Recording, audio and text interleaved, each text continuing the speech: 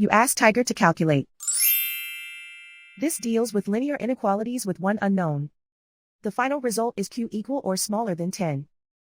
Let's solve it step by step. Isolate the q. Multiply both sides by inverse fraction 5/3.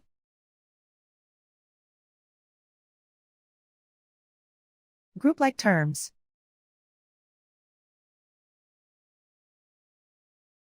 Multiply the coefficients.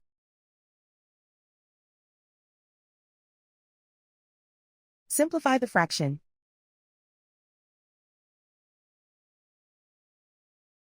Multiply the fractions.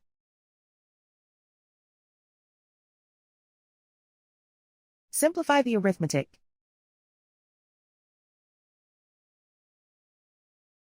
Plot the solution on a coordinate grid.